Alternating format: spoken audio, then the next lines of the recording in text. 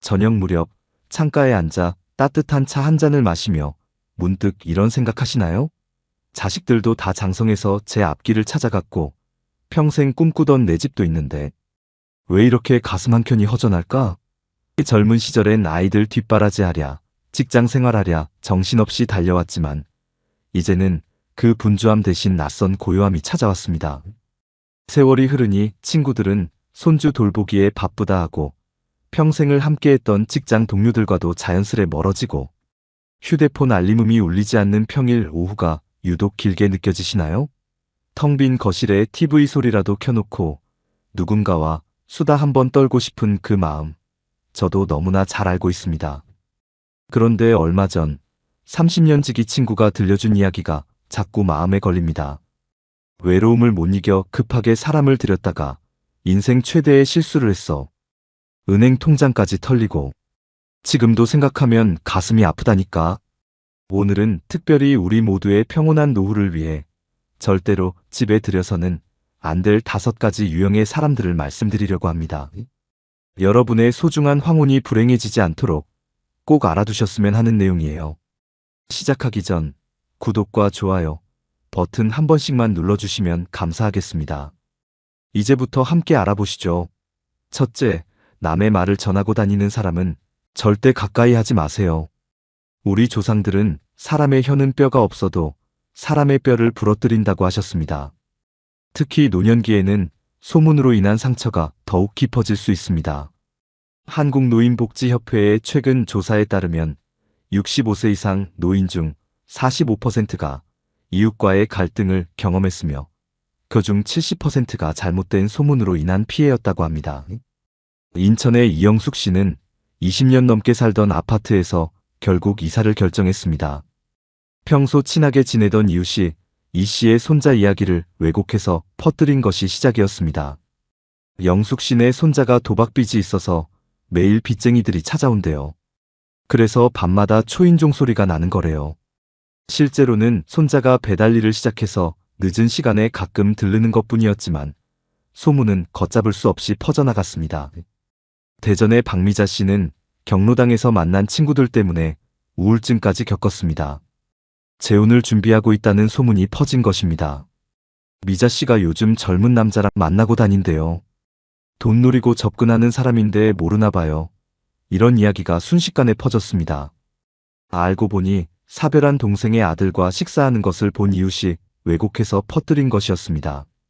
노인심리 상담사 최민지 박사는 소문을 퍼뜨리는 사람들의 공통점은 자신의 이야기는 절대 하지 않는다는 것이라며 항상 남의 이야기만 하는 사람을 만나면 경계해야 한다고 조언합니다. 특히 요즘은 카카오톡이나 밴드 같은 SNS를 통해 소문이 더욱 빠르게 퍼질 수 있어 각별한 주의가 필요합니다. 평화로운 노후를 위해서는 불필요한 개인사 공유를 피하고 소문을 즐기는 사람들과는 적절한 거리를 유지하는 지혜가 필요합니다. 발 없는 말이 천리 간다는 속담처럼 한번 퍼진 소문은 걷잡을 수 없이 번져나가기 때문입니다. 오늘도 어디선가 누군가의 소문을 전하는 사람이 있다면 그 사람도 분명 여러분의 이야기를 다른 곳에서 전하고 있을 것입니다. 둘째, 돈 냄새를 맡고 접근하는 친척은 절대 가까이 하지 마십시오. 오래된 속담에 부자 친척은 멀리 살아도 찾아오고 가난한 친척은 옆집에 살아도 못 본 척한다는 말이 있습니다. 금융감독원 통계에 따르면 지난해 65세 이상 노인 대상 금전 피해 중 무려 38%가 친인척에 의한 것이었다고 합니다. 더욱 충격적인 것은 이런 피해 사례 중 85% 이상이 법적 대응조차 하지 못한 채 묻혀버린다는 점입니다. 서울에 사시는 김옥순 할머니의 사연을 들어보겠습니다. 30년간 초등학교 교사로 재직하며 모은 퇴직금으로 조카의 식당 창업을 도와주었습니다. 이모, 제가 꼭 성공해서 은혜 갚을게요. 평생 이모님 모시면서 살게요. 처음 2달은 약속한 이자도 잘 갚았지만 석 달째부터 조금씩 연락이 뜸해지더니 결국 가게는 6개월 만에 문을 닫았습니다. 더 큰 문제는 그 후였습니다. 다른 친척들과의 관계가 완전히 틀어져 버린 것입니다. 왜 그 조카만 도와주냐며 서운해하는 친척들, 그 나이에 그렇게 큰 돈을 빌려주면 어떡하냐며 비난하는 친척들.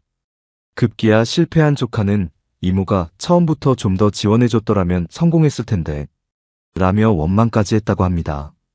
최근에는 이런 사례가 더욱 교묘해지고 있습니다.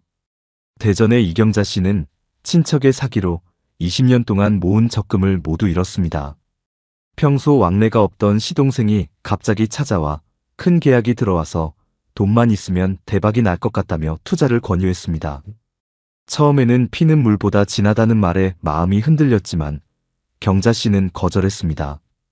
그러자 시동생은 매일같이 찾아와 형수님, 우리가 언제부터 한 가족이었습니까? 라며 눈물까지 보였다고 합니다.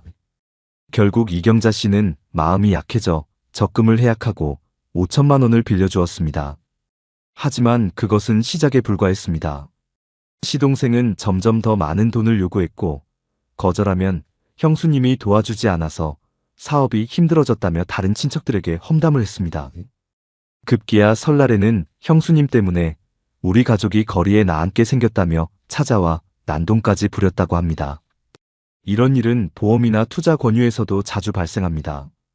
인천의 박영자 씨는 조카 며느리가 권유한 보험 상품에 가입했다가 큰 손해를 보았습니다. 이모님, 제가 가족인데 나쁜 상품을 권하겠어요? 라는 말에 넘어가 노후자금 대부분을 투자했지만 알고 보니 원금 손실 위험이 큰 변액보험이었습니다. 금융범죄 수사를 담당하는 김준호 경감은 친인척을 사칭하거나 실제 친인척을 통한 금융사기가 급증하고 있다며 특히 평소 왕래가 없다가 갑자기 나타나 투자나 사업 자금을 요구하는 경우 무조건 거절하는 것이 좋다고 조언합니다. 전문가들은 친인척과의 금전 거래 시 다음 3가지를 반드시 지켜야 한다고 강조합니다.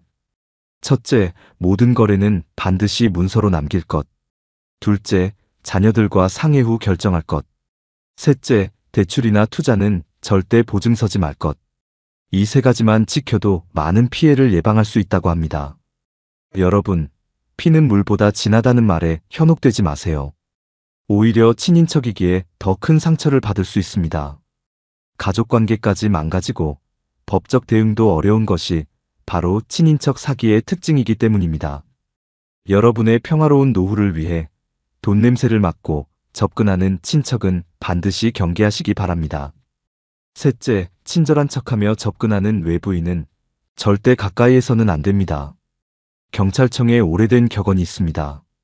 강도는 밖에서 들어오지만 도둑은 이미 집 안에 있다. 경찰청 통계에 따르면 작년 한 해 65세 이상 노인 대상 범죄의 47%가 평소 알고 지내던 이웃이나 지인에 의해 발생했다고 합니다. 더욱 놀라운 것은 이런 범죄의 82%가 피해자의 자택에서 일어났다는 사실입니다. 부산에 사시는 박순자 할머니의 사례를 보겠습니다. 아파트 앞 공원에서 만난 60대 여성과 친해졌습니다. 저도 혼자 살아서 얼마나 외로운지 아세요? 언니랑 저랑 서로 의지하면서 살아요. 처음에는 커피 한 잔으로 시작된 만남이 점점 잦아졌고 한 달 후부터는 거의 매일 박할머니의 집을 드나들었습니다. 처음에는 반찬도 해다주고 청소도 도와주며 친절을 베풀었습니다. 하지만 어느 날 그 여성은 급한 일이 생겼다며 2천만 원을 빌려달라고 했고 박할머니가 거절하자 그동안 같이 밥도 먹고 이렇게 친하게 지냈는데 이럴 수 있느냐며 오히려 협박까지 했습니다. 결국 경찰 신고로 이어졌고 알고 보니 그 여성은 독거노인을 전문적으로 노리는 사기범이었습니다. 서울의 최영애 씨는 더 큰 피해를 입었습니다. 교회에서 알게 된 50대 여성이 수시로 찾아와 말동무가 되어주었습니다. 언니, 제가 언니 동생이라고 생각하고 잘 모실게요. 반찬도 해주고 병원에도 동행해주며 점점 신뢰를 쌓았습니다. 6개월이 지난 어느 날 그 여성은 최 씨가 아플 때 약을 먹이겠다며 수면제를 탄 음료를 마시게 했고 집안에 있는 귀금속을 털어갔습니다. 대구의 김정수 씨의 경우는 또 다른 수법을 보여줍니다. 아파트 부녀회 활동을 통해 알게 된 이웃이 자주 찾아와 말동무가 되어주었습니다. 하지만 점차 김 씨의 개인적인 일상을 다른 이웃들에게 소문내기 시작했고 급기야 김 씨의 자녀들 이야기까지 왜곡해서 퍼뜨렸습니다. 아들이 사업에 실패해서 빚쟁이들이 매일 찾아온다더라. 딸이 이혼했다는데 바람이 났대 등의 악의적인 소문을 퍼뜨린 것입니다. 노인복지 상담사 이미영 선생님은 친절한 이웃을 가장한 범죄가 증가하는 이유는 노인분들의 외로움을 노리기 때문이라며, 특히 갑자기 나타나 과도한 친절을 베푸는 사람은 반드시 의심해봐야 한다고 조언합니다. 더불어 모르는 사람을 집에 들이기 전에는 반드시 가족들에게 알리고 최소 6개월 이상 그 사람의 됨됨이를 지켜본 후에 관계를 발전시켜야 한다고 강조합니다. 전문가들은 다음과 같은 수상한 행동을 주의하라고 합니다. 첫째, 처음부터 과도하게 친근감을 표현하는 경우. 둘째, 자주 금전적인 이야기를 꺼내는 경우. 셋째, 개인정보나 자녀들에 대해 자주 묻는 경우. 넷째, 갑자기 급한 일이 생겼다며 도움을 요청하는 경우. 다섯째, 거절하면 돌변하는 경우입니다. 여러분의 따뜻한 마음을 이용하려는 사람들이 늘고 있습니다. 도움이 필요할 때는 가족이나 복지관, 주민센터 등 공식적인 기관을 통하시기 바랍니다.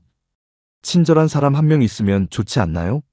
라고 생각하실 수 있지만 그 순간적인 위로가 여러분의 노후를 망칠 수 있다는 걸 꼭 기억해 주시기 바랍니다. 넷째, 게으르고 무책임한 사람은 절대 가까이 하지 마십시오. 거지 주머니는 바닥이 없다는 옛말처럼 계속 달라고만 하는 사람은 끝이 없습니다. 베푸는 것도 좋지만 받는 사람의 자세가 더욱 중요합니다. 보건복지부 조사에 따르면 65세 이상 노인 중 31%가 주변인의 경제적 의존으로 고통받고 있으며 그중 절반 이상이 자립 능력이 있음에도 의존하는 경우였다고 합니다. 대전의 임순희 씨의 사례를 보겠습니다. 재혼한 아들 가족 때문에 큰 고통을 겪고 있습니다. 엄마, 집 구할 때까지만 잠깐 있을게요. 제가 좋은 직장 알아보는 중이에요. 그렇게 들어온 지 2년이 넘었습니다. 처음에는 생활비라도 보태겠다던 아들 부부는 이제는 임 씨의 연금으로 생활하기 시작했고, 급기야 노인연금 받으면서 돈 달라는 게 말이 되냐며 큰 소리를 치기 시작했습니다. 광주의 강영수 씨는 오랜 친구 때문에 이웃들과의 관계가 모두 틀어졌습니다. 재취업을 준비 중이라며 찾아온 친구는 점차 강 씨의 집에 장기 체류를 하기 시작했습니다. 집이 좁아서 불편하시죠? 제가 청소라도 해드릴게요라며 들어왔지만 정작 집안일은 전혀 돕지 않았고 오히려 냉장고 음식만 비워갔습니다. 노인복지관의 김현숙 관장은 도움을 요청할 때는 항상 눈물 콧물을 짜내며 호소하지만 일단 도움을 받고 나면 전혀 다른 사람으로 돌변하는 경우가 많다고 지적합니다. 특히 주의해야 할 점은 이런 사람들이 처음에는 작은 도움을 요청하다가 점차 요구 수준을 높여간다는 것입니다. 도와주고 싶은 마음은 이해합니다. 하지만 각자의 삶은 스스로 책임져야 한다는 원칙을 지켜주세요. 게으르고 무책임한 사람을 도와주는 것은 오히려 그들의 자립을 방해하는 일이 될 수 있습니다. 여러분의 노후가 누군가의 무책임함 때문에 힘들어지지 않도록 이런 사람들과는 일찍이 선을 그어야 합니다. 마지막으로 돈 되는 일만 쫓아다니는 사람은 절대 가까이 하지 마십시오. 우리 어른들은 먹이를 보고 모이는 새처럼 이익을 보고 모이는 사람을 조심하라는 말씀을 하셨습니다. 특히 나이가 들수록 이익에 밝은 사람들의 표적이 되기 쉽습니다. 금융감독원 통계에 따르면 60세 이상 노인 대상 금융사기 피해액이 지난해에만 3천억 원을 넘어섰고 그중 92%가 평소 신뢰했던 지인을 통한 피해였다고 합니다. 광주의 이명자 씨는 투자 전문가라고 자처하는 교회 지인 때문에 전 재산을 잃었습니다. 처음에는 30만 원으로 시작해 실제로 수익금도 받았습니다. 이명자 씨, 이번에는 확실한 정보예요. 원금은 절대 손해볼 일 없어요. 점점 더 큰 투자를 권유받았고 결국 은행 예금 1억 5천만 원을 모두 맡겼다가 사기를 당했습니다. 서울의 박영수 씨는 보험 설계사로 일하는 이웃의 권유로 고액의 보험에 가입했다가 큰 손해를 보았습니다. 영수 씨, 제가 이웃이잖아요. 나쁜 상품을 권하겠어요? 라는 말에 넘어가 노후자금 대부분을 저축성 보험이라며 가입했는데 알고 보니 원금 손실 위험이 큰 투자 상품이었습니다. 금융감독원의 김정훈 수석조사관은 노인을 대상으로 한 금융사기는 점점 더 교묘해지고 있으며 특히 종교나 친분을 이용한 사기가 증가하고 있어 더욱 주의가 필요하다고 경고합니다. 특히 특별히 당신만 알려주는 거예요. 이런 기회는 다시 없을 거예요. 라는 말로 조급함을 유발하는 것이 전형적인 수법이라고 합니다. 여러분, 공짜로 얻은 치즈는 쥐더 속에만 있다는 말처럼 쉽게 돈을 벌 수 있다는 말에 현혹되지 마세요. 투자나 보험 가입은 반드시 자녀들과 상의하고 전문가의 검증을 받으시기 바랍니다. 아무리 친한 사이라도 돈이 개입되면 관계가 변질될 수 있습니다. 여러분의 평화로운 노후를 위해 이익만을 좇는 사람들의 달콤한 말에 현혹되지 마시기 바랍니다. 노년의 행복은 고독을 즐기는 데서 시작된다는 말이 있습니다. 물론 완전한 고독이 아닌 현명하게 선택된 소수의 진정한 인연과 함께하는 삶을 말하는 것입니다. 여러분의 남은 인생에서 가장 중요한 것은 평화입니다. 젊었을 때는 미처 몰랐던 이 소중한 가치를 지키기 위해 때로는 단호해질 필요가 있습니다. 고독을 두려워하지 마세요. 잘못된 인연과 함께하는 것보다 홀로 있는 것이 더 현명한 선택일 수 있습니다. 마지막으로 한 가지 부탁드립니다. 주변에 혼자 계신 어르신들이 계시다면 오늘 이야기한 내용을 꼭 전해주시기 바랍니다. 한 분이라도 더 이런 피해에서 벗어날 수 있다면 그것이 우리 모두의 작은 희망이 될 것입니다. 여러분의 소중한 노후가 누군가의 욕심 때문에 무너지지 않기를 바랍니다. 오늘 알려드린 5가지 유형의 사람들을 꼭 기억해 주세요. 그리고 진정성 있는 소수의 사람들과는 깊은 관계를 맺으시기 바랍니다. 그들과 함께라면 여러분의 노후는 더욱 따뜻하고 풍요로워질 것입니다. 오늘도 영상 시청해 주셔서 감사합니다. 도움이 되셨다면 구독과 좋아요, 알림 설정 부탁드립니다. 댓글로 여러분의 경험이나 생각도 들려주시면 감사하겠습니다. 다음 영상에서 더 좋은 내용으로 찾아뵙겠습니다. 건강하고 행복한 하루 되세요. 감사합니다.